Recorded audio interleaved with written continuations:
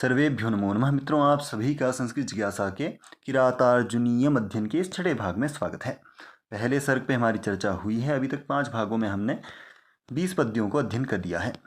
तो आज हम बात करने वाले हैं 21 से लेकर 25 पद्यों में आने वाले जो हमारे विषय हैं, जैसे कि अन्वय हो गया, व्याख्या, भावार्थ, अलंकार विवरण या समास इत्यादि।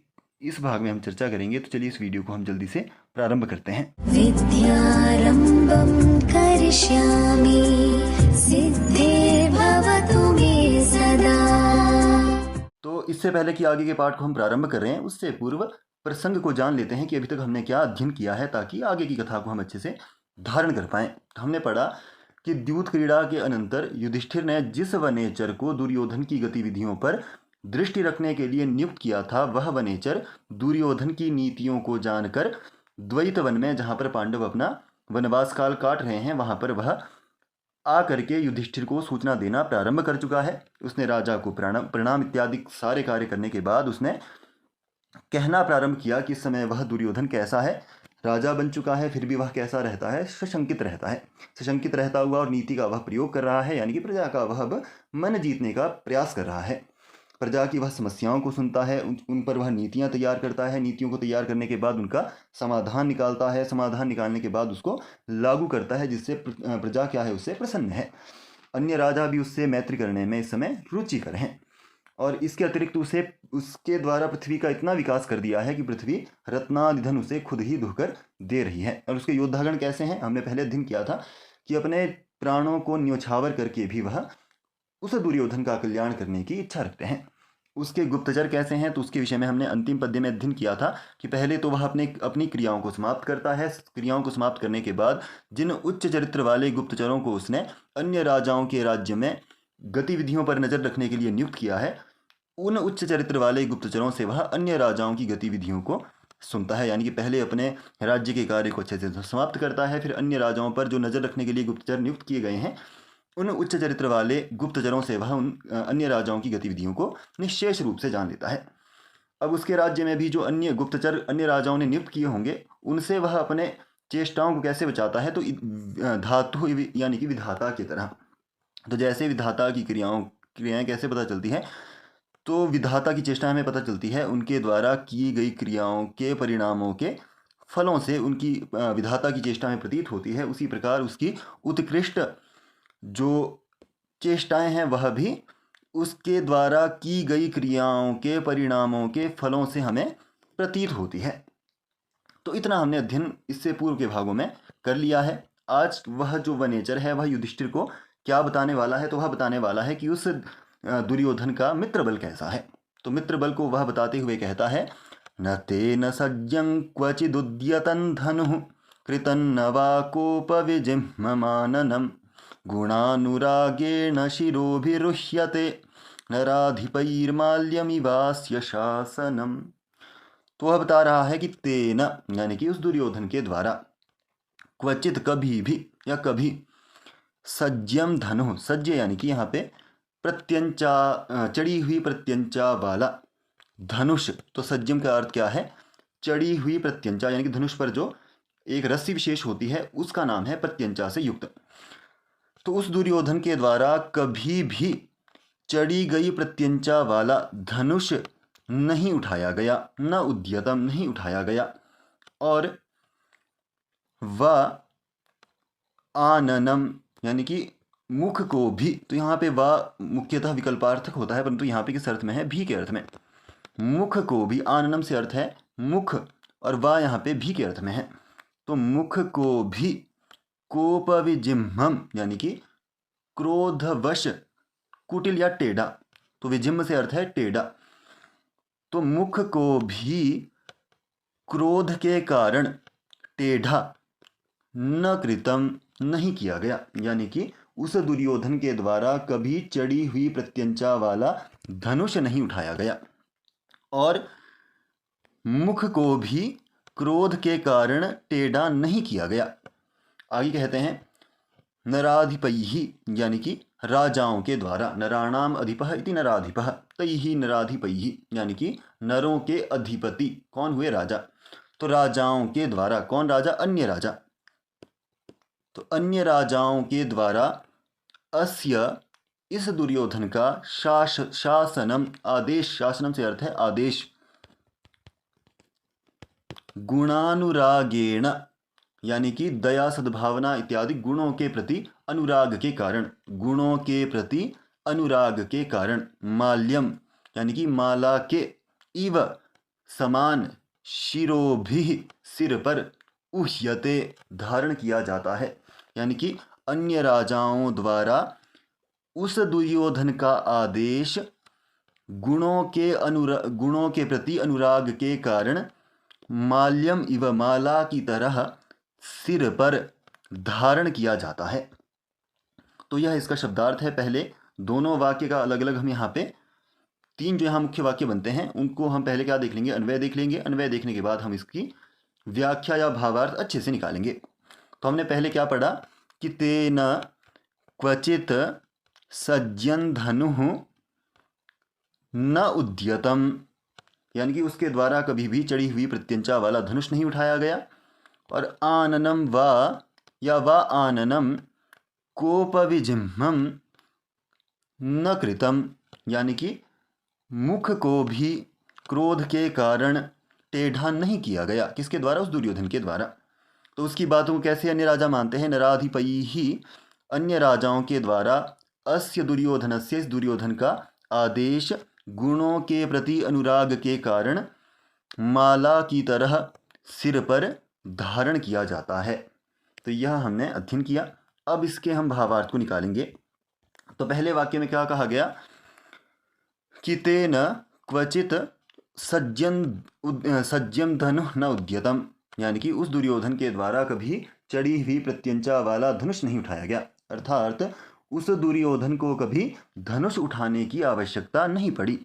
आगे कहते हैं वा आननम कोपविजिह्वं न कृतम, या क्रोध के कारण कभी भी मुख टेढ़ा नहीं किया गया। अर्थात किसी ने भी ऐसा कोई कार्य नहीं किया जिसके कारण उसे क्रोध करना पड़े। वह दुर्योधन न किसी पर शस्त्र प्रहार करता है और न किसी पर क्रोध कर रहा है, फिर भी उसके आदेशों को अन्य राजा मान रहे हैं। ऐसा क्यों हो रहा है? यह प्रश्न यहाँ पे बनता है। पहले में कहा गया कि वह किसी पर शस्त्र प्रहार नहीं करता है और न ही किसी पर क्रोध के कारण, नहीं किसी पर क्रोध करके अपने मुंह को टेढ़ा करता है, फिर भी अन्य राजा उसकी बातों को मान रहे हैं। ऐसा क्यों है? तो कह रहे हैं नराधिपैः अस्य शासनम गुणानुरागेण माल्यमिव शिरोभिः उह्यते, यानी कि अन्य राजाओं द्वारा दुर्योधन के आदेश को गुणों के प्रति अनुराग के कारण माला की तरह सिर पर धारण किया जाता है। यानी कि न तो वह शस्त्र उठाने के कारण और न क्रोध करने के कारण अन्य राजा उसके आदेशों को मानते हैं, अपितु वे अन्य राजा दुर्योधन के जो पहले गुण कहे गए हैं, कैसे दान, दक्षिणादान इत्यादि, या दया, सद्भावना, इन सभी पूर्वोक्त गुणों के अनुराग के कारण ही उसके आदेशों को मानते हैं। किस प्रकार मानते हैं? माला की भांति। जैसे माला के गुणों के कारण ही उसको हम सिर पर धारण करते हैं, यानी कि जिस प्रकार माला के गुणों के अनुराग के कारण उसे सिर पर या गले में धारण किया जाता है, उसी प्रकार दुर्योधन के गुणों के अनुरोध के कारण उसके आदेश को अन्य राजा मानते हैं। तो माला के कैसे गुणों के कारण उसे सिर पर धारण किया जाता है? तो माला के गुण होते हैं जैसे कि सुगंध हुआ, सौंदर्य इत्यादि, जो माला के गुण होते हैं। उनके प्रति किसी व्यक्ति का अनुराग होता है, इसीलिए उसे गले में धारण किया जाता है, ना कि अन्य उसके क्रोध इत्यादि जो गुण है, अवगुण है, उसके कारण उसे धारण किया जाता है। अपितु क्या सोच के करते हैं लोग? उसमें सुगंध है, सौंदर्य है, इसीलिए उसको गले में धारण किया जाता है। उसी प्रकार उस दुर्योधन के प्रजापालन आदि गुणों के कारण वह अन्य राजा उसकी आज्ञा को मानते हैं। तो इससे क्या निष्कर्ष निकलता है कि ना तो भय के कारण अन्य राजा उसके द्वारा बात मानते हैं, ना ही उसके क्रोध के कारण, अपितु दुर्योधन के जो दया, सद्भावना इत्यादि गुण पहले कहे गए हैं, उसके कारण ही अन्य राजा उसे उसकी बातों को मानते हैं। क्या उदाहरण दिया? माला की तरह। जिस तरह से माला के सुगंध, सौंदर्य आदि गुणों के अनुराग के कारण ही उसे मनुष्य सिर पर या गले में धारण करते हैं, उसी प्रकार उस राजा दुर्योधन के गुणों के अनुराग के कारण ही अन्य राजा उसके आदेश को अपने सिर पर धारण किया करते हैं। तो यहाँ पे कौन सा अलंकार निकल के आ जाएगा? तो यहाँ पे पूर्णोपमा अलंकार निकल के आ जाएगा। उपमा दो प्रकार की मैंने पहले भी बताया था, लुप्ता पूर्णा च, जहाँ पे चार अंश मैंने बताया था कौन कौन से, उपमेयवाचक शब्द, उपमानवाचक शब्द, सामान्य धर्म या जो समान धर्म हो, और एक जो उपमावाची कोई शब्द विशेष हो जैसे कि इव आदि। तो जहाँ पे ये चारों विद्यमान रहे वहाँ पर पूर्णोपमा होती है, जहाँ पर इनमें से कोई एक ना रहे या तीन ना रहे, एक ही रहे, तो वहाँ पर लुप्तोपमा हो जाती है। तो यहाँ पे कौन सी है, पूर्णोपमा। तो उपमान क्या है यहाँ पे, माला माल्यमिव, और उपमेय कौन है, शासन, माला की तरह शासन, माला की तरह आदेश को माना जाता है। और इव यहाँ पे क्या है, सादृश्यवाचक पद है, और गुणों का अनुराग दोनों में क्या है, सामान्य धर्म है, समान धर्म है। तो यहाँ पे कौन सा अलंकार हुआ, पूर्णोपमा अलंकार यहाँ पे विघटित होता है। अब यहाँ पे कुछ मुख्य पद आए हैं, उनके बारे में भी चर्चा कर लेंगे। तो ना यहाँ पे अव्यय है, तेन यहाँ पे तद जो सर्वनाम संज्ञक शब्द है उसके पुल्लिंग का तृतीया का एक वचन है, सज्जम। तो सज्जम जया सह अस्ति इति सज्जम, जया यानी कि प्रत्यंचा के साथ।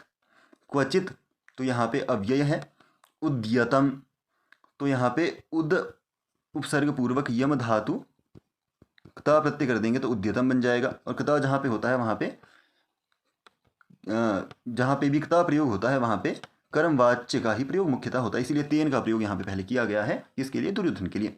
धनु तो यहाँ पे धन से यदि उन प्रत्यय कर देंगे तो धनु बनता है। कृतम तो डुक्रियाँ करने धातु है, उसे क्ता प्रत्यय कर देंगे तो कृतम बनता है। ना यहाँ पे अव्यय है, वा यहाँ पे अव्यय है। कोपविजिह्मम तो यह समस्त पद है, तो यहाँ पे समास हुआ है। कैसे समास हुआ है, कोपविजिह्मम तो यहाँ पे समास हुआ है।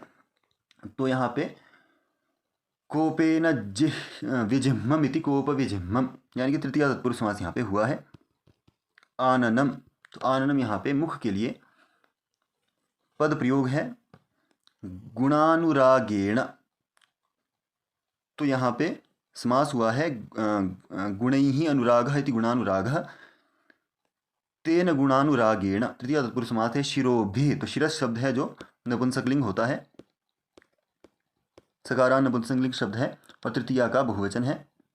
उह्यते तो यहाँ पे उहिर अर्दने धातु है, भवादिगण की धातु है, और भाव कर्म में यह प्रयोग हुआ है। किसमें, आत्मनेय पद में और लट लकार के प्रथम पुरुष एक वचन में।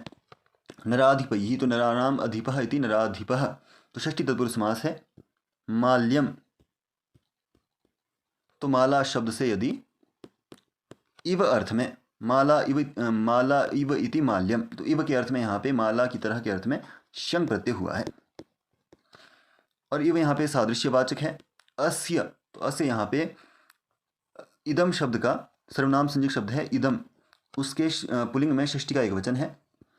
और शासनम तो शाशु शिष्टु धातु है, शास धातु से यदि ल्युट प्रत्यय कर देंगे तो शासनम बन जाएगा सुआदि कार्य करने पर। तो चलिए अगले पद्य को अब हम देखते हैं। स यौवराज्ये नव यौवनोद्धतं निधाय दुःशासनमिद्धशासनः मखेष्वखिन्नोऽनुगतः पुरोधसा धिनोति हव्येन हिरण्यरेतसम्। अब वह वनेचर युधिष्ठिर के सामने दुर्योधन की आध्यात्मिकता पक्ष को रखते हुए कहता है कि वह जो दुर्योधन है, सह वह दुर्योधन, कैसा दुर्योधन, तो दुर्योधन का विशेषण दिया गया सह का, यानी कि इद्ध शासन, समृद्ध शासन वाला। तो समृद्ध शासन वाला वह दुर्योधन दुशासन को, दुशासन उसका भाई है, उस दुशासन को, कैसे दुशासन को, तो दुशासनम इस पद का यहाँ पे विशेषण दिया गया। नव यौवनोद्धतम तो नवम यौवनमिति नव यौवनम, नव यौवनाद उद्धतमिति नव यौवनोद्धतम, पंचमी तत्पुरुष समास यहाँ पे हुआ है। तो नवीन यौवन के कारण उद्धत यानी कि घमंडी या धृष्ट हुआ। तो समृद्ध शासन वाला वह दुर्योधन नवीन यौवन के कारण घमंडी दुःशासन को, अपने भाई दुशासन को यौवराज्य युवराज पद पर निधाय नियुक्त करके या युवराज पद दे करके। तो पहला यहाँ पे क्या अर्थ हो जाएगा कि वह समृद्ध शासन वाला वह दुर्योधन नवीन यौवन के कारण घमंडी दुशासन को, अपने भाई दुशासन को युवराज पद को दे करके पुरोधसा यानी कि पुरोहितों के द्वारा, या जो राज्य पंडित होते हैं पुरोहित विशेष, उनकी अनुगत आज्ञा को लेकर के या आज्ञा प्राप्त करके, अनुमति लेकर के, अखिन्न यानी कि खिन्नता रहित यानी कि प्रसन्नता पूर्वक हो करके, मखेशु यानी कि यज्ञों में, हव्येन हवनीय द्रव्यों द्वारा, हिरण्यरेतसम अग्नि को, धिनोति प्रदीप्त करता है, तृप्त करता है। तो पूरे इस वाक्य का अर्थ क्या हो जाएगा, पहले पूरे अन्वय को देखेंगे, उसके बाद पूरी व्याख्या को देखेंगे। तो इद्धशासनः सह दुर्योधनः नवयौवनोद्धतं दुःशासनं यौवराज्ये निधाय पुरोधसा अनुगतः अखिन्नः मखेषु हव्येन हिरण्यरेतसं धिनोति। इस तरह से इसका अन्वय हो जाएगा। अर्धवाक्य का हम पहले अर्थ देखेंगे। इद्धशासनः सह नवयौवनोद्धतं दुःशासनं यौवराज्ये निधाय, यानी कि समृद्ध शासन वाला वह दुर्योधन नवीन यौवन के कारण उद्धत या घमंडी दुःशासन अपने भाई को युवराज पद को दे करके पुरोहितों की अनुमति लेकर अखिन्न होकर यानी कि प्रसन्नतापूर्वक यज्ञ को हवनीय पदार्थों द्वारा अग्नि को तृप्त करता है। तो यज्ञ में, मखेशु यज्ञों में हवनीय पदार्थों द्वारा अग्नि को प्रदीप्त करता है या तृप्त करता है। अब इससे भाव क्या निकलेगा, तो पहले क्या कहा गया, इद्धशासनः सह, तो सह का विशेषण दे दिया गया इद्धशासनः यानी कि दुर्योधन का विशेषण। तो क्या कहा गया कि समृद्ध शासन वाला वह दुर्योधन। तो वह दुर्योधन कैसा है, जो पहले वर्णन रखे गए हैं उनके कारण उसका शासन अब समृद्ध हो चुका है। जैसे पहले जो वर्णन रखे गए हैं उनके आधार पे उस वनेचर ने युधिष्ठिर को बताया है कि वह कैसा है, समृद्ध शासन वाला। कौन, वह दुर्योधन है। उस दुर्योधन ने क्या किया, तो दुःशासन को उसने युवराज पद पर नियुक्त कर दिया गया है। दुःशासन कौन है, उसका भ्राता है।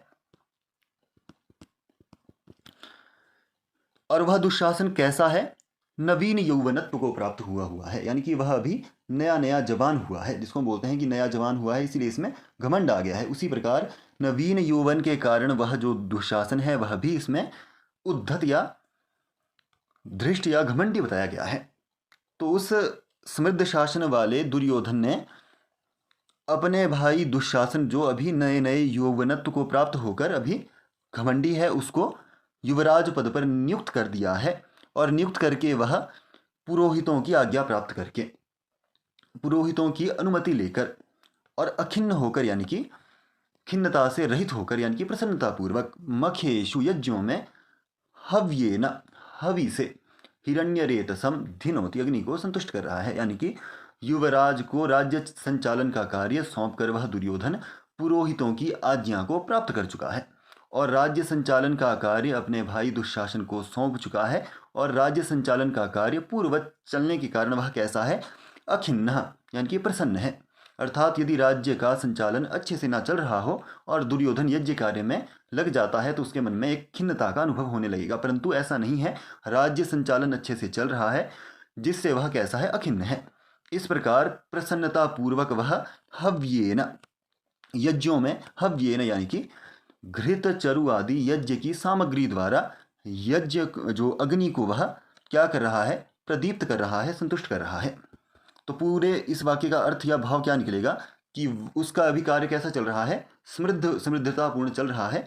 और समृद्धतापूर्ण चलने के साथ साथ वह अपने जो कार्य का भार है युवराज पद पर अपने नए यौवनत्व को प्राप्त हुए हुए भाई दुःशासन को सौंप चुका है। सौंपने के बाद वह प्रसन्नतापूर्वक जो राज्य के पुरोहित गण हैं उनसे आज्ञा को प्राप्त करके, और राज्य का संचालन कार्य यदि अच्छे से चल रहा है तो वह कैसा है, प्रसन्नतापूर्वक क्या कर रहा है, यज्ञों में वह जो चरु आदि हवनीय पदार्थ होते हैं उनके द्वारा अग्नि को वह संतुष्ट कर रहा है, प्रदीप्त कर रहा है। तो इस प्रकार इसका भाव निकलेगा। तो राज्य का संचालन कार्य करने में उसके मंत्री, उसके भाई आदि भी सक्षम है, यह बात यहाँ से सिद्ध है। और वह अच्छे से आध्यात्मिक कार्य को भी महत्व दे रहा है। इस तरह से इसका भाव निकलेगा।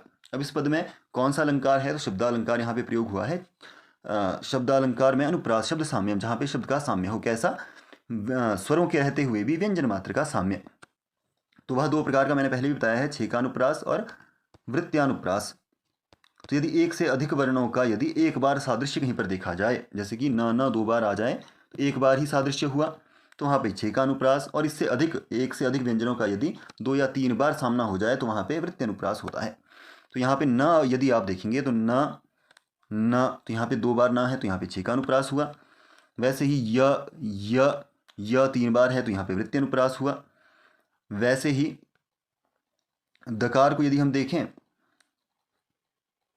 दूसरे इसमें तो दूसरे पाद में तो दुःशासन में द, और यहाँ पे भी द है तो यहाँ पे छेकानुप्रास हुआ। इसके अतिरिक्त नकार भी यहाँ पे देखा जाए 3 बार है तो यहाँ पे वृत्त्यानुप्रास हुआ। मखेश्व खिन्नोनुगतः पुरोधसा, तो न यहाँ पे 2 बार है तो यहाँ पे भी 2 बार सादृश्य हुआ तो यहाँ पे छेकानुप्रास हो जाएगा।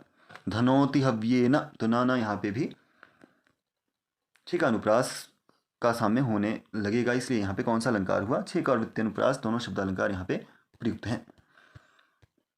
तो अब बात करते हैं यहाँ पे कुछ विशेष पद आए हैं उनके बारे में। तो पहले सह पद है यहाँ पे, तो यह तद शब्द का पुल्लिंग में सह तौते बनता है, तो सह यहाँ पे प्रथमा विभक्ति का एक वचन हुआ।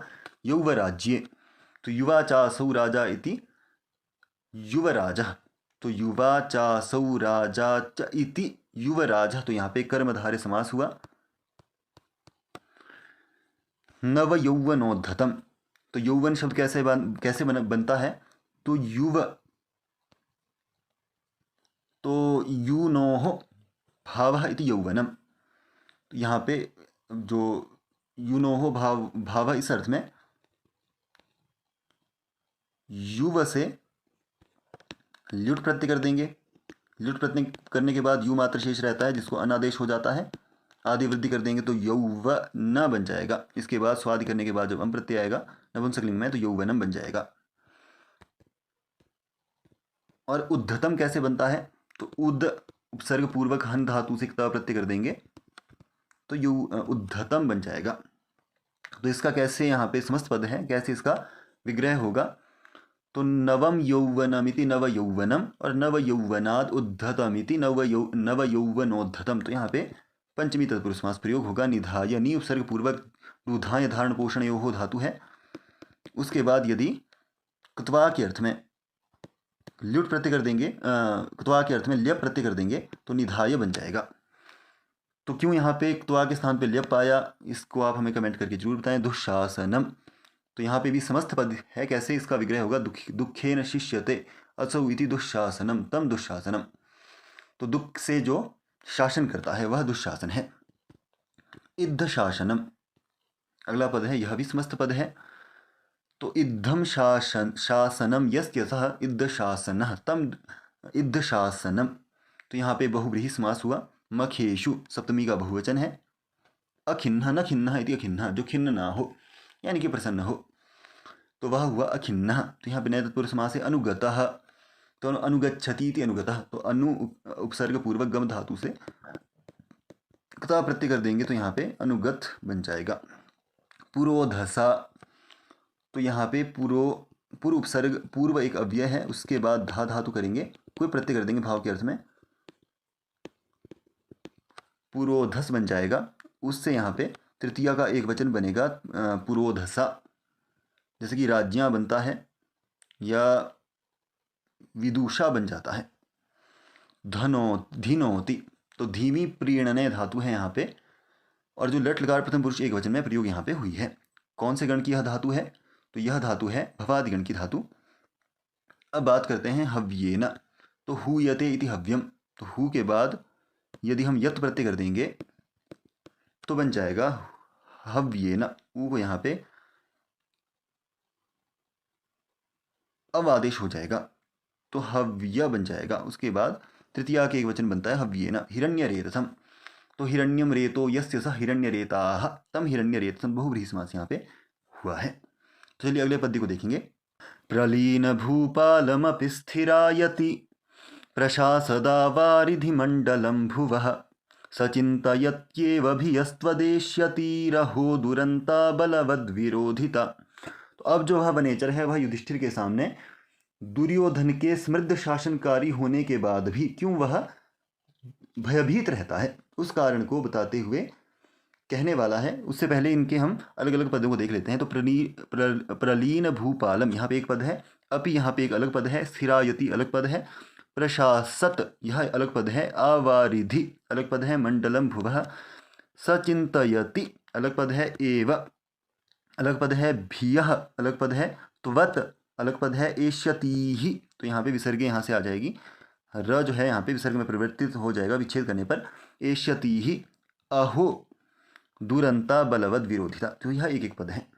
अब इसको समझने के बाद आप इसके अन्वय और व्याख्या को साथ साथ हम देखने वाले हैं।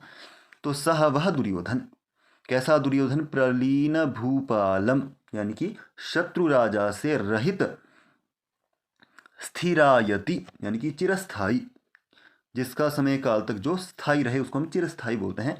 तो वह दुर्योधन शत्रु राजा से रहित, चिरस्थाई, आवारिधि यानी कि समुद्र पर्यंत, वारिधि कहा जाता है समुद्र, आ यहाँ पे लग जाएगा, अब ये भाव समास होकर यहाँ पे समुद्र पर्यंत ऐसा अर्थ निकल के आएगा। तो वह दुर्योधन शत्रु राजा से रहित, चिरस्थाई, समुद्र पर्यंत, पृथ्वी मंडल को प्रशासत शासन करता हुआ, अपि भी, त्वत् तो अलग पद है यहाँ पे, त्वत् एष्यति ही अलग पद है। तो त्वत् यानी कि आप युधिष्ठिर से, एष्यति ही आने वाली संभावित, जो आने वाली, एष्यति यानी कि जो आने वाली यानी कि संभावित, तो आने वाली भीयः विपत्तियों से, चिंतयति चिंतित, एव ही रहता है। तो वह जो दुर्योधन है, कैसा दुर्योधन? जो शत्रु राजा से रहित, चिरस्थाई, समुद्र पर्यंत, पृथ्वी मंडल को शासित करता है। उसको शासित करता हुआ भी आप युधिष्ठिर से संभावित विपत्तियों से चिंतित ही रहता है, ऐसा यहाँ पे अर्थ निकलेगा। आगे अहो, अहो यानी कि अहो भाग हमारे इस तरह से जो हम बोलते हैं, यानी कि आश्चर्यजनक जो शब्द हम बोलते हैं, अहो, अरे, वही यहाँ पे आश्चर्य है। बलवद विरोधिता, बलवानों के साथ किए गए विरोध का परिणाम, तुरंता दुखद होता है। तो यह इसका अर्थ निकलेगा। फिर से इसके पूरे अन्वय और व्याख्या को देख लीजिए ताकि आगे जो भावार्थ निकालेंगे वह आप अच्छे से समझ सकें। तो क्या कह रहे हैं? सह, सह कौन? दुर्योधन। प्रलीन भूपालम, शत्रु राजा से रहित, स्थिरायति चिरस्थाई, आवारिधि समुद्र पर्यंत, भुवः पृथ्वी या राज्य, पृथ्वी मंडलम मंडल को या लोक को, प्रशासत अच्छे से शासन करता हुआ, अपि यानी कि भी, त्वत् आप युधिष्ठिर से, एष्यति ही संभावित या आने वाली, भीयः विपत्तियों को या विपत्तियों से, चिंतयति चिंतित ही, एव रहता है, चिंतित ही रहता है। अहो आश्चर्य है। बलवद विरोधिता, बलवानों के साथ किए गए विरोध का परिणाम, दुरंता दुखद होता है। यह इसका अन्वय और व्याख्या रहेगा। अन्वय एक बार देख लीजिए, फिर हम इसके सीधे भावार्थ को निकालेंगे। तो क्या इसका अन्वय हुआ? सह दुर्योधन प्रलीन भूपालम स्थिरायति आवारिधि भुवः मंडलम प्रशासत अपि त्वत् एष्यति ही भीयः चिंतयति एव। अहो बलवद विरोधिता दुरंता। तो यह सूक्ति भाग है जो बहुत बार आपसे परीक्षाओं में पूछा जाता है। किसने कहा है? वनेचर ने कहा है। किसके प्रति कहा है? युधिष्ठिर के प्रति कहा है। और किसके बारे में कहा है? दुर्योधन के बारे में कहा है।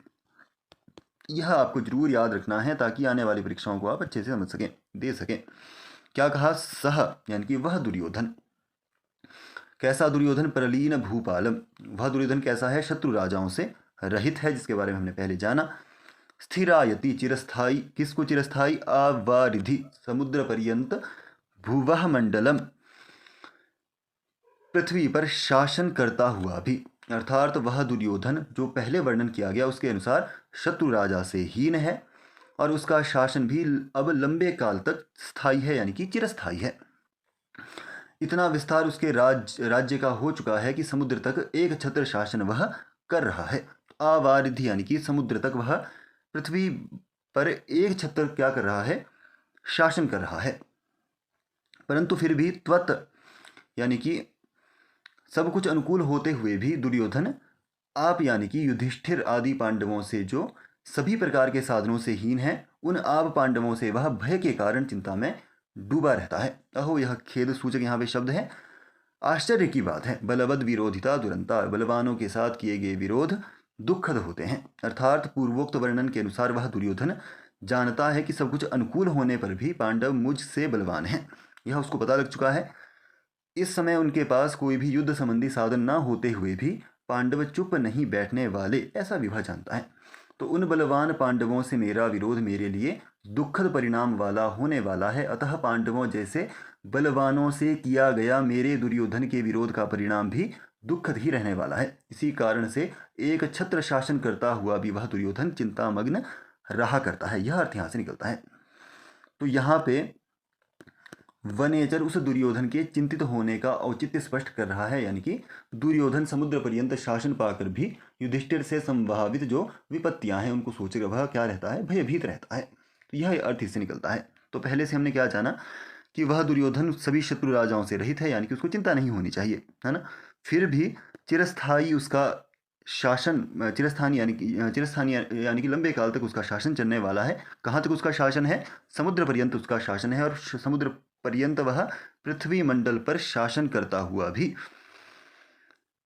कोई शत्रु ना होते हुए भी वह कैसा है, चिंतित है। त्वत एष्यति ही चिंतयति एव, आपसे आने वाली जो संभावित विपत्तियां हैं उसको सोचकर वह क्या है, चिंतित रहता है।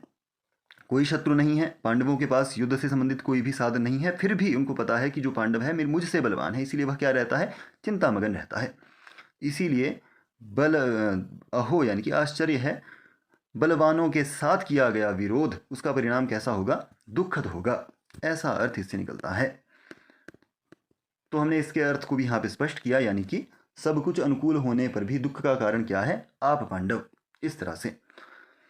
तो यहाँ पे कौन सा अलंकार है, अर्थांतर न्यास अलंकार यहाँ पे प्रयुक्त हुआ है। क्यों यहाँ पे अर्थांतर न्यास अलंकार है, इसका लक्षण क्या है, सामान्यम व विशेष व दन्य समर्थ्यते यत्र सो अर्थांतर न्यास साधर्मेणेतरेण व, यानी कि साधर्म या वैधर्म के द्वारा जहाँ पे सामान्य का विशेष थे और विशेष का सामान्य से समर्थन किया जाए, समर्थन करना यानी कि उपपत्ति द्वारा दृढ़ीकरण किया जाए, वहाँ पे अर्थांतर न्यास अलंकार होता है। तो यहाँ पे साधर्म्य के द्वारा विशेष का सामान्य से समर्थन किया गया है। तो यहाँ पे विशेष क्या है कि दुर्योधन का पृथ्वी से समुद्र पर्यंत शासन होते हुए भी उन पांडवों के द्वारा दी जाने वाली भावी विपत्तियों को सोचकर दुर्योधन भयभीत रहता है। तो यह यहाँ पे सामान्य निकल कर आता है। तो इस क्यों, यानी कि इससे अर्थ क्या निकला कि वह जो सब कुछ समृद्ध होते हुए भी, इतना समृद्ध होते हुए भी पांडवों से भयभीत रहना, यानी कि पांडव क्या है, पांडवों को वह अपने से बलवान सोच रहा है, यह यहाँ पे विशेष निकल कर आता है। सामान्य क्या है, बलवानों से किए गए विरोध का परिणाम दुखद होता है, यानी कि पांडवों जैसे बलवानों से किया गया जो मुझ जैसा विरोध है वह मेरे लिए दुखद होगा, इस तरह से यहाँ पे सामान्य निकल कर आ जाता है। तो वह दुखित रहता है, यानी कि सामान्य और विशेष के बारे में मैंने पहले भी बताया कि बहुत सारे बच्चे क्लास में हैं, सामान्य हैं, पर उनमें से राहुल पठन कार्य कर रहा है तो वह उनमें से विशेष हो जाएगा। एक यानी कि जैसे कि पूरे जंगल में वृक्ष है, परंतु उन वृक्षों में एक आम का वृक्ष है, तो पूरा जंगल क्या हुआ, सामान्य, और उनमें से एक आम का वृक्ष क्या हुआ, विशेष हुआ। तो वैसे ही यहाँ पे दुर्योधन क्या है, वह क्या रहता है, चिंतामग्न रहता है। तो इस विशेष को, अकेला है, भयभीत रहता है, इस विशेष को वह क्या कर रहा है, सामान्य से, सामान्य यानी कि बलवानों के साथ किया गया विरोध का परिणाम कैसा होगा, दुखद होगा।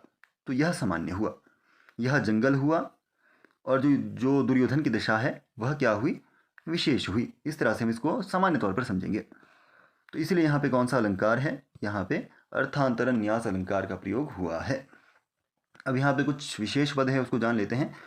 प्रलीन भूपालम, तो प्रलीन शब्द कैसे बनता है, प्र उपसर्ग पूर्वक ली, इससे क्त प्रत्यय कर देंगे तो प्रलीन बन जाएगा। भूपाल कैसे बनता है, तो भुवम पालयति थी भूपाल, उपद समास यहाँ पे हुआ है।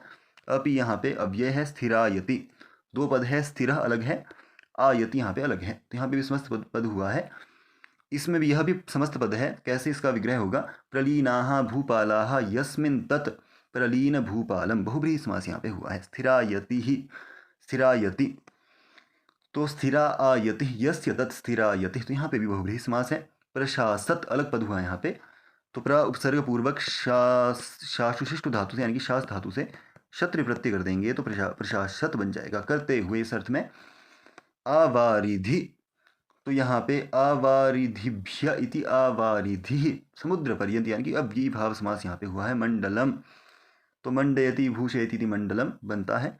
मंड से क्लच प्रत्यय करने पर यह सिद्ध होगा। भुवः भवती इति भूः तस्याः भुवः, यानी कि यह षष्ठी का एक वचन है। सह यहाँ पे तद शब्द का पुलिंग में जो सर्वनाम संज्ञक शब्द है उसका प्रथमा विभक्ति का एक वचन है। चिंतयति, तो चिति स्मृत्याम धातु है, चुराद गण की धातु है, उभयपदी है। लट लकार के प्रथम पुरुष एक वचन का यह रूप है। एव, अब यह यहाँ पे प्रयोग हुआ है भ्यः, तो भी इकारांत शब्द है, दीर्घ इकारांत स्त्रीलिंग शब्द है और षष्ठी का एक वचन वहाँ पे बनता है भियः। इस प्रकार त्वत्, तो युष्मत् शब्द है, युष्मत् शब्द के यदि हम पंचमी एक वचन को देखें तो वहाँ पे त्वत् बनेगा। एष्यतीहि, इन गतौ धातु से लिट लकार अर्थ में यदि शत्रु प्रत्यय कर देंगे तो बनता है एष्यति, उसके बाद पादी प्रत्यय करने पे एष्यति बनता है। और द्वितीया के बहुवचन में एष्यतीहि नदीहि, उस तरह से एष्यति यहाँ पे बनता है। अहो यहाँ पे क्या है, प्रशंसा या नियोगार्थक अव्यय यहाँ पे हुआ है। खेद में भी यह प्रयोग होता है। दुरंता, दुष्टः अंतः अवसानम यस्यासा दुरंता, यानी कि दुष्ट अंत हो जिसका वह क्या है, दुरंता। बलवद विरोधिता, तो बलवद कैसे बनता है, बल के बाद, बल शब्द के बाद यदि बलमस्य अस्ति इति बलवत, तो बल के बाद यदि अतिशय के अर्थ में मतु प्रत्यय कर देंगे और माँ को व कर देंगे तो बलवत जाके बनेगा। विरोधिता, तो विरोध कैसे बनता है, वी उपसर्ग पूर्वक रुद्ध धातु से घय प्रत्यय कर देंगे, घय का अमात्र शेष रहेगा तो विरोध बन जाएगा। और उसके बाद विरोधस्य भाव है विरोधिता, तल प्रत्यय कर देंगे, तल के बाद टाप कर देंगे तो बन जाएगा विरोधिता। इस तरह से यहाँ पे भी समस्त पद है यह, तो बलवता विरोधिता इति बलवद विरोधिता, तो सुप सुपेत यहाँ पे समास हुआ है, यानी कि यहाँ पे केवल समास का प्रयोग मुख्यतः हुआ है। सुप सुपा सूत्र है जो कहता है कि सुबंध के साथ सुबंध का समास हो, इस तरह से।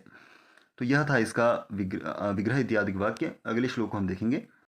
कथा प्रसंगे न जनैरुदाहृता दनुस्मृता खंडलसूनु विक्रमः तवाभिधानाद्व्यथतेन ताननः सुदुःसहान् मंत्रपदादिवोरगः। तो पहले कहा गया कि वह आपसे फिर भी भयभीत रहता है, कह दिया गया उसके बाद भयभीत होता हुआ वह कैसा प्रतीत होता है, और लोक में जब वह आपका और अर्जुन का नाम सुनता है तो उसकी मुख्य दशा कैसी रहती है, इसको बहुत ही चमत्कारी ढंग से भारवी ने प्रस्तुत किया है। तो वनेचर युधिष्ठिर को सूचना दे रहा है कि दुर्योधन का व्यवहार आपका नाम सुन के कैसा हो जाता है, तो उसके बारे में। तो पहले इसके पदों को अलग करेंगे। कथा प्रसंगे ने यहाँ पे अलग पद है। जनैहि, तृतीया का बहुवचन जनैहि जहाँ बनता है अलग पद है। अनुस्मृतात, तो द जो है त में परिवर्तित हो जाएगा, अलग हो जाएगा। अनुस्मृता खंडल सून विक्रम एक ही पद है। तब अलग पद है। अभिधानात अलग पद है। व्यथते अलग पद है। नताननः सुदुस्सहात, ता को ना हो जाएगा, इसलिए यहाँ पे जब अलग करेंगे तो दुस्सहात बन जाएगा। मंत्र पदात अलग पद है। इव अलग पद है। उरगह यह अलग पद है, तो यह इसका संधि विच्छेद हुआ। अब जानेंगे इसके अन्वय व्याख्या को साथ साथ। कथा प्रसंगेन जनैहि उदाहृतात तब अनुस्मृता खंडल सूनु विक्रमः अभिधानात। तो क्या कह रहा है वह कि कथा प्रसंगेन, कथा के प्रसंग में, या कथा का जब कहीं पे वाचन होता है उसके प्रसंग में जब जनैहि लोगों के द्वारा, प्रजा के द्वारा, उदाहृतात उच्चरित किए गए, तब आप युधिष्ठिर के, तो यहाँ पे वह वनेचर दुर्योधन के विषय में युधिष्ठिर के सामने कह रहा है, इसलिए तब यानी कि आप युधिष्ठिर के, तब अनुस्मृताखंडल सूनु विक्रम। आखंडल कहा जाता है इंद्र को, सूनु पुत्र है और विक्रम पराक्रम, यानी कि इंद्र का पुत्र अर्जुन। अर्जुन यहाँ पे ग्रहण होगा। अनुस्मृताखंडल सूनु विक्रम से अर्जुन क्यों होगा उसको आगे हम चर्चा करेंगे। तो आखंडल सूनु विक्रम अनुस्मृता, यानी कि जिसको इंद्र के पुत्र जो विक्रम यानी कि पराक्रमी है अर्जुन, तो सीधा अर्थ यहाँ पे अर्जुन को ही हम लेंगे। तो आपके और अर्जुन के अभिधानात नाम से कैसा हो जाता है, व्यथित हो जाता है। तो क्या कहा गया कि कथा के प्रसंग में जनों द्वारा, लोगों द्वारा उच्चारित किए हुए आप युधिष्ठिर के और अर्जुन के नाम को सुनकर या नाम से वह कैसा हो जाता है, व्यथित हो जाता है। कैसा व्यथित हो जाता है, जैसे व्यथित हो जाता है और नताननः नतमस्तक हो जाता है, झुके हुए सिर वाला हो जाता है, और दुख से सहन करता हुआ, तो दुख से सहन करता हुआ नतमस्तक हो जाता है। इसकी ही उपमा देते हुए कहा गया है मंत्र पदात उर्गह इव नताननः, इस तरह से व्यथते या उर्गह इव व्यथते, सीधा अर्थ यहाँ पे ले लिया जाए तो पूरे अन्वय को और व्याख्या को देखेंगे तभी हम इसको समझ पाएंगे, नहीं तो यह आपके लिए क्लिष्ट हो जाएगा। कथा प्रसंगेन जनैः उदाहृतात् तव अनुस्मृताखंडल सूनु विक्रमः विधानात् नताननः सुदुस्सहात् नताननः मंत्रपदात् उरगह इव व्यथते, इस तरह से इसका अन्वय होगा। कथा के प्रसंग में जनों के द्वारा उच्चरित किए गए आप युधिष्ठिर का और पराक्रमी अर्जुन के पराक्रम को, पराक्रमी अर्जुन के नाम को सुनकर या अभिधान को जानकर वह दुख से सहन किया हुआ नतमस्तक हो जाता है। जिस प्रकार मंत्र के पदों को सुनकर गरुड़ का स्मरण करता हुआ सर्प कैसा हो जाता है, नतमस्तक होते हुए व्यथित हो जाता है। तो सीधे भाव पर हम इसके जाएंगे। तो क्या कहा गया, कथा प्रसंगेन जनैः उदाहृतात् तव अनुस्मृताखंडल सूनु विक्रमः विधानात् सुदुस्सहात् नताननः, इतना यहाँ पे कहा गया। तो हम यहाँ पे कथा प्रसंगेन जनैः उदाहृतात् तव अनुस्मृताखंडल सूनु विक्रमः अभिधानात्, यहाँ तक हम पहले इसके अर्थ को जानेंगे। तो कुरु देश की प्रजा जब कथा के प्रसंग में युधिष्ठिर और अर्जुन के पराक्रम की चर्चा करती है, तो आप युधिष्ठिर और अर्जुन के पराक्रम से उसे आप जो है उसे उन क्षणों में याद आने लगते हैं। कथा के प्रसंग में आपको और अर्जुन के पराक्रम को याद करता हुआ सह वह दुर्योधन सुदुस्सहात् दुख से सहन करता हुआ नताननः और दुख के कारण सिर को झुकाए हुए उसी प्रकार प्रतीत होता है जैसे मंत्र पदात विष को झाड़ने वाला वैद्य जब विष निवारण वाले मंत्रों का उच्चारण करता है और उन मंत्रों में जब सर्प के शत्रु गरुड़ और वासुकी का नाम आता है तो डसने वाला सांप उस उरगह इव गरुड़ के पंजों की जकड़न को याद करता हुआ नताननः सिर को झुका हुआ या झुकाकर व्यथते व्यथित हो जाता है। तो फिर इसको हम भावार्थ स्पष्ट करते हैं, तब आप इसको और अच्छे समझ पाएंगे, क्योंकि मेरा जो यहाँ पे मिशन है वह आपकी मुश्किलों को बढ़ाना नहीं है, आपकी मुश्किलों को या आपकी जो परेशानियाँ इन काव्यों से संबंध में है उसको मुझे सरल करना मेरा मुख्य यहाँ पे उत्तरदायित्व है। तो क्या कहा गया, जब भी प्रजा में आपसे संबंधित कथा का प्रसंग होता है तो लोगों के द्वारा जब आपका नाम उच्चरित किया जाता है, किसका, आपका यानी कि युधिष्ठिर का और अर्जुन के पराक्रम का जब अभिधानात, अभिधान यानी कि पहचान, नाम से वह कैसा हो जाता है, दुख से वह सहन करता हुआ नतमस्तक होता हुआ सर्प की भांति प्रतीत होता है। कैसे सर्प की भांति, तो मंत्र पदात उरगह इव व्यथते, यानी कि किसी एक यहाँ पे हम दृष्टांत लेंगे तो किसी व्यक्ति विशेष को या देवदत्त को, तो देवदत्त हम यहाँ पे रखेंगे, तो देवदत्त को सांप ने काट दिया है और वह व्यक्ति सर्पदंश निवारक वैद्य के पास गया और जिस सांप ने उस व्यक्ति को काटा था उसे भी वह साथ ले गया। तो विष के निवारण हेतु उस विष वैद्य ने मंत्रों का उच्चारण करना प्रारंभ कर दिया।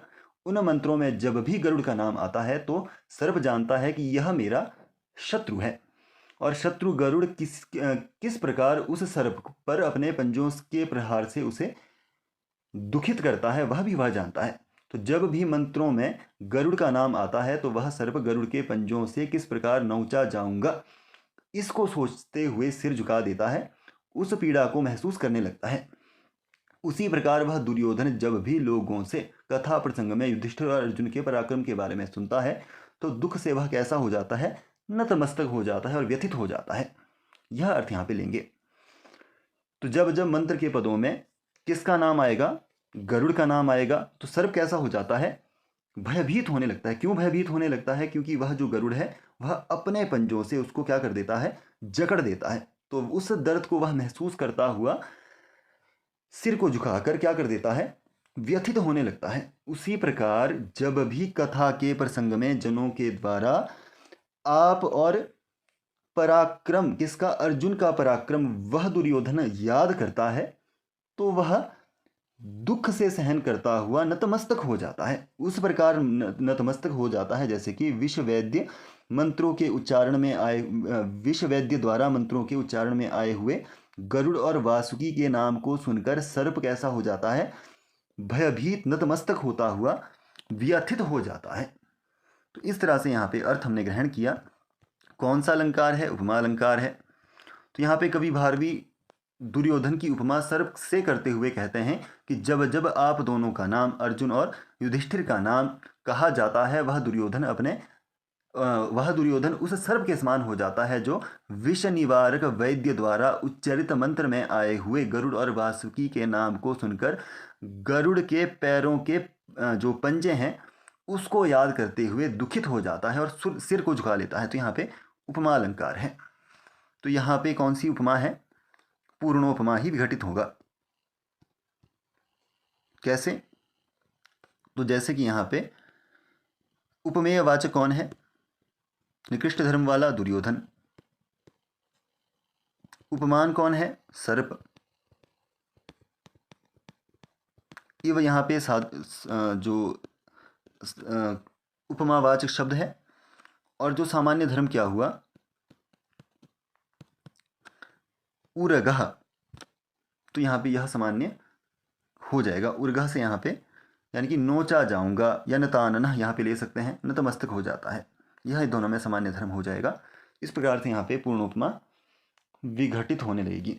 अब यहाँ पे कुछ मुख्य पद हैं। कथा प्रसंगेन, तो कथायाः प्रसंगः इति कथा प्रसंगः, तेन कथा प्रसंगेन तृतीया तत्पुरुष समास हुआ है। जनैः तृतीया का बहुवचन है।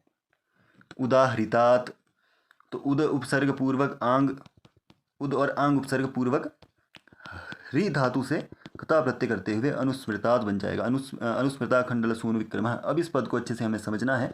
अनुस्मृतात्, तो अनुस्मृत कैसे बनता है? अनुपसर्ग पूर्वक स्मृ धातु से कथा प्रत्यय करके अनुस्मृता बन जाएगा, अनुस्मृत बन जाएगा।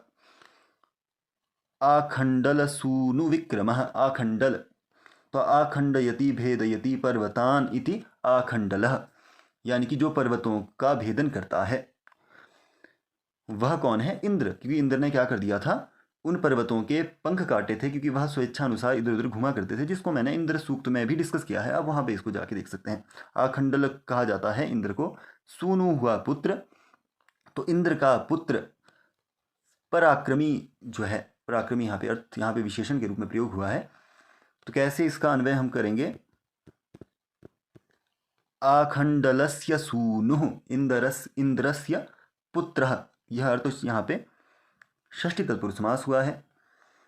और आखंडल सूनोः विक्रमः, तो यहाँ पे भी षष्ठी तत्पुरुष समास हुआ है। आखंडल सूनोः विक्रमः, तो यहाँ पे भी षष्ठी तत्पुरुष समास हुआ है।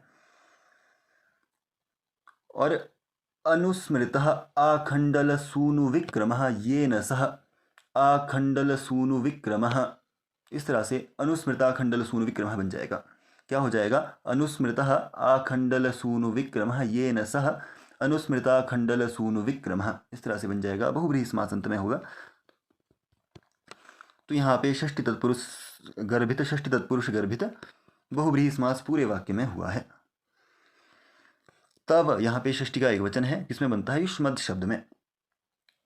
और अभिधानात्, अभि उपसर्ग पूर्वक धा धातु से करणे अर्थ में क्या हो जाएगा? लुट प्रत्यय होकर बन जाएगा अभिधान। पंचमी के एक वचन में क्या बन जाएगा? विधानात्। व्यथते, व्यथ भय संचालन योहो धातु यहाँ प्रयोग हुई है। भवादिगण की आत्मनेपदी धातु है। और लट लकार के प्रथम पुरुष एक वचन में व्यथते बनता है। नता ननः, नतः इसके बाद नम के बाद कर्तृ प्रत्यय यहाँ पे, कर्तृ के अर्थ में क्ता प्रत्यय यहाँ पे हुआ है। आननम यानी कि मुख को कहा जाता है। और नतः यानी कि नतमस्तक जिसका मुख हो, यानी कि सिर को झुकाए हुए। सुदुह सहात, तो सु उपसर्ग पूर्वक दुस उपसर्ग पूर्वक 2 उपसर्ग हैं। सह के बाद पंचमी के एक वचन में सुदुह सहात बनता है। मंत्र पदात, तो मंत्राणाम पदमिति मंत्र पदम, तस्मात् मंत्र पदात षष्ठी तत्पुरुष समास हुआ है यहाँ पे। इव यहाँ पे अव्यय है। उरगः, तो उरसा गच्छति इति उरगः, तो उरगः क्या है यहाँ पे? सर्प। सर्प की तरह उरह यानी कि घुटनों के बल जो चलता है मुख्य तौर पे, यानी कि जो लहरता है इस प्रकार चलता है, उसे उरगः कहा जाता है।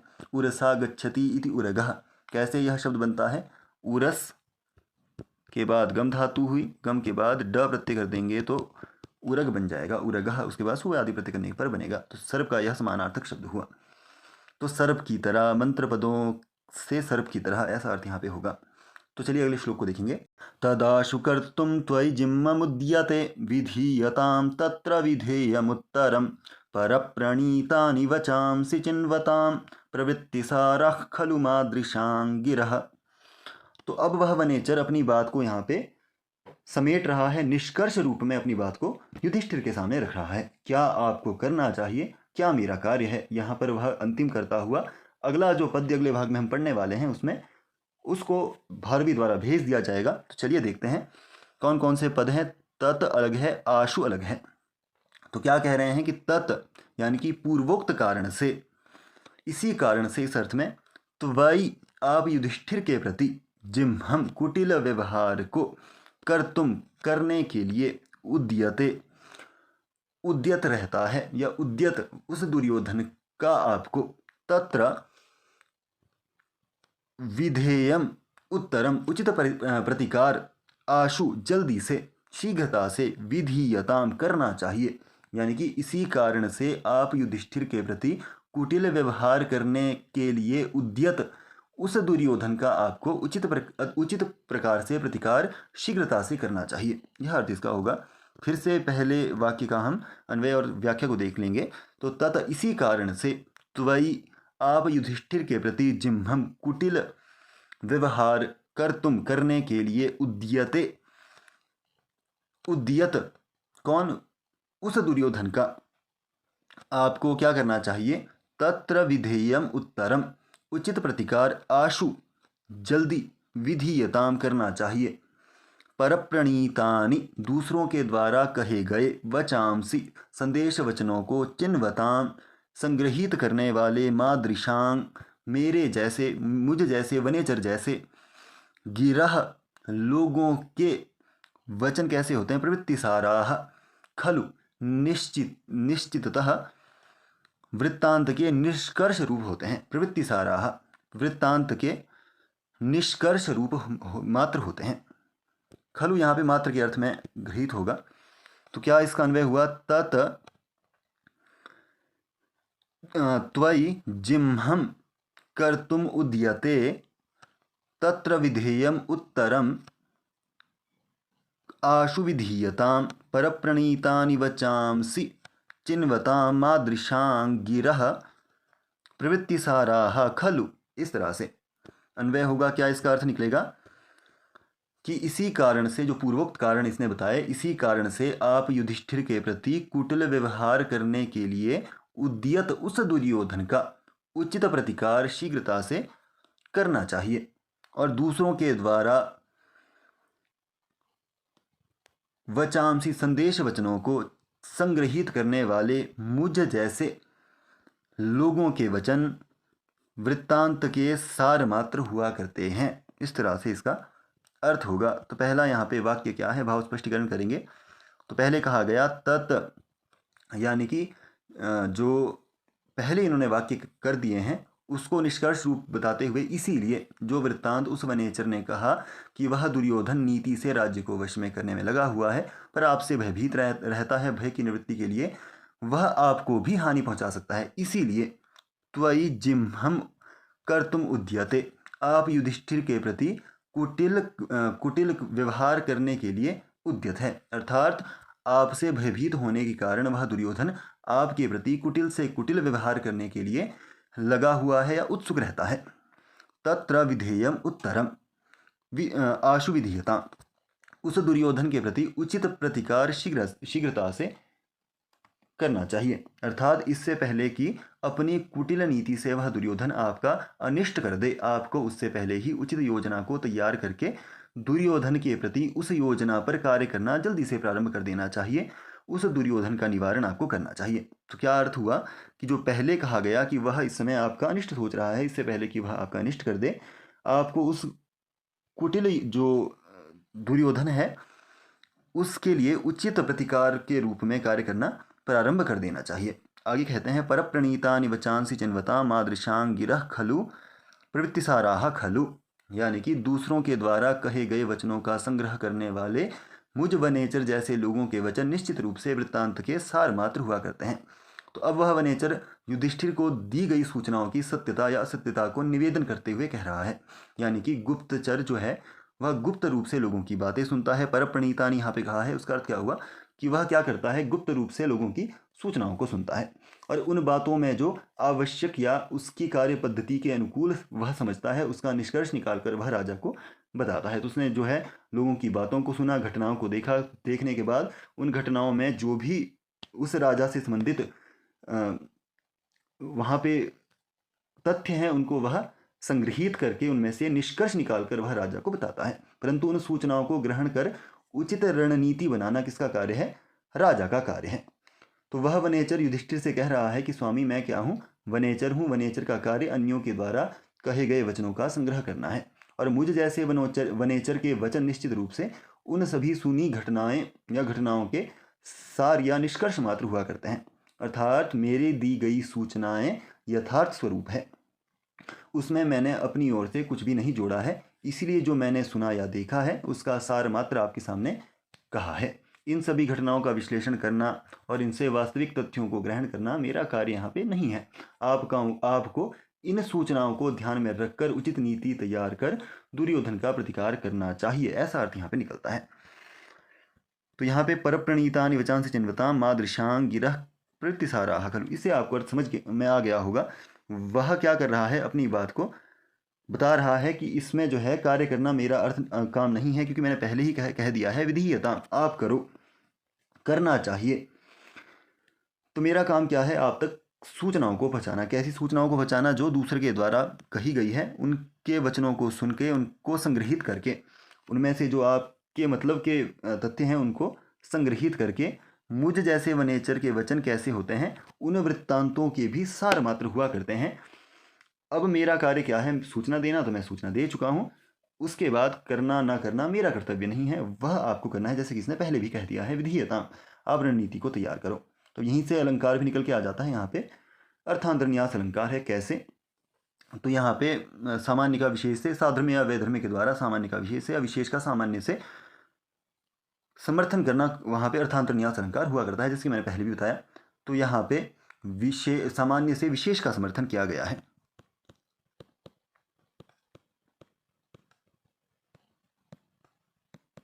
सामान्य क्या है कि वह जो वनेचर है लोगों की बातों को सुनकर उनमें से उपयोगी बातों को चुनकर और उनका निष्कर्ष निकालकर राजा को बताते हैं। उन सूचनाओं पर कार्य करना वनेचरों का कार्य नहीं है। तो यह क्या है, यहाँ पे सामान्य है। तो मेरे जैसे वनेचर, तो यहाँ पे सामान्य हुआ। और इसी सामान्य का जो समर्थन है वह वैधर्म्य के कारण, तो पहले हम साधर्म्य के कारण देखते थे, तो यहाँ पे वैधर्म्य के कारण, यानी कि मेरा कार्य वह नहीं है। वह कार्य किसका है, दुर्योधन का उचित प्रतिकार करना आपका कार्य है। तो उसने कहा कि तद, इसी कारण से त्वयि जिह्मं कर्तुम उद्यते तत्र विधेयमुत्तरम आशु विधीयताम, वह जो आपकी के प्रति कुटिल व्यवहार रखता है आपको जल्दी से उसके लिए रणनीति को तैयार करना चाहिए, उसका प्रतिकार आपको उचित रूप से करना चाहिए। यह इसने पहले कहा। तो प्रतिकार करना मेरा कार्य नहीं है। मेरा कार्य क्या है, दूसरों की बातों को सुनना, उनमें से भी सार रूप आपसे कहना, तो उन पर अमल करना आपका कार्य है। तो यहाँ पे कौन सा है, सामान्य ये है, और जो पहला वाक्य है वह क्या है, विशेष है, आपको करना है। और मुझ जैसे वनेचर, तो यह सामान्य हुआ। तो सामान्य का वैधर्म्य के कारण, क्योंकि दोनों का यहाँ पे धर्म क्या है, अलग अलग है। वैधर्म्य के द्वारा क्या किया गया है, समर्थन किया गया है सामान्य का विशेष। इसलिए यहाँ पे कौन सा अलंकार है, अर्थांतरन्यास अलंकार हमने देखा। तो हमने बहुत बार यहाँ पे अर्थांतरन्यास अलंकार को देखा है, तो आप इससे अब थोड़े वाकिफ भी हो गए होंगे। तो अब चलिए देखते हैं। तद शब्द यहाँ पहले हैं, विशेष पदों को देखना है। सर्व शब्द का जो सर्वनाम संज्ञक शब्द है यह तद। आशु, आशु यहाँ पे अव्यय के रूप में मुख्य तौर पे प्रयोग होता है। कर्तुम डुक्रिय करणे धातु है, क्री धातु से तुमन प्रत्यय कर देंगे तो हो जाएगा कर्तुम। त्वयि सर्वनाम संज्ञक शब्द है युष्मद, उसके सप्तमी का एक वचन में बनता है त्वयि। जिम्हम जहाती इति जिम्हम, हा से यदि मन प्रत्यय कर देंगे तो जिम्हम बनता है। उद्यते, तो उद के बाद मैंने पहले भी बताया था यम धातु से क्ता प्रत्यय करेंगे तो उद्यत बन जाएगा। उसके बाद सप्तमी के एक वचन में उद्यते बनता है। विधीयताम, तो यहाँ पे वी उपसर्ग पूर्वक धी आधारे आदाने अनादरे इन तीनों अर्थों में होने वाली धातु है। उससे जो दिवादिगण की धातु है लोट लकार के, लोट लकार कैसा होता है, प्रेरणार्थक होता है, तो वह प्रेरणा दे रहा है। तो लोट लकार के प्रथम पुरुष के एक वचन में विधीयताम बनता है। तत्र, तो यह अव्यय है। तस्मिन नीति तत्र, इस अर्थ में तद शब्द से यदि सप्तम्यास त्रल, सप्तमी के अर्थ में त्रल प्रत्यय कर देंगे तो तद जाके तत्र बनता है विधेयम। तो विधातुम शक्य है इति विधेयम, तो वी उपसर्ग पूर्वक धा धातु से यत प्रत्यय कर देंगे तो विधेयम बन जाएगा। उत्तरम, तो उद के बाद तरफ प्रत्यय कर देंगे तो उत्तरम आ जाएगा। इसके अतिरिक्त पर प्रणीतानि, तो यहाँ पे पर ही प्रणीतानि थी, पर प्रणीतानि दूसरों के द्वारा कहे गए, तो यहाँ पे तृतीया तत्पुरुष समास हुआ। वचांसी, तो यहाँ पे शब्द कौन सा है, वचस शब्द है, जो नपुंसकलिंग शब्द है वचस, उससे द्वितीया के एक वचन में वचांसी यहाँ पे रूप लिया गया है। चिन्हवताम, तो यहाँ पे किय धातु है, लड लकार के अर्थ में यहाँ पे क्षत्रिय प्रत्यय हुआ और उसके भी षष्ठी के बहुवचन में चिन्हवताम बनता है। प्रवृत्ति साराह, तो यहाँ पे प्रवृत्ति साराह दो शब्द हैं यहाँ पे, तो प्रवर्तते इति प्रवृत्ति, प्र उपसर्ग पूर्वक वृत्त से तीन प्रत्यय करेंगे तो प्रवृत्ति बनेगा। सारयति इति सारह, तो यहाँ पे श्री से यदि णिच के बाद अच प्रत्यय कर देंगे उसके बाद टाप कर देंगे तो यहाँ पे साराह बन जाएगा। खलु, खलु यहाँ पे अव्यय है। और मादृशाम, तो मादृश शब्द है, उससे षष्ठी के बहुवचन में बनता है मादृशाम। गिरह, तो यहाँ प्रथमा का एक वचन है गिरह। तो यहाँ तक हमने अध्ययन किया है। अगले भाग में हम अगले 5 श्लोकों को इसमें देखेंगे। चलिए इस वीडियो को यहीं पे ख़त्म करते हैं। धन्यवाद।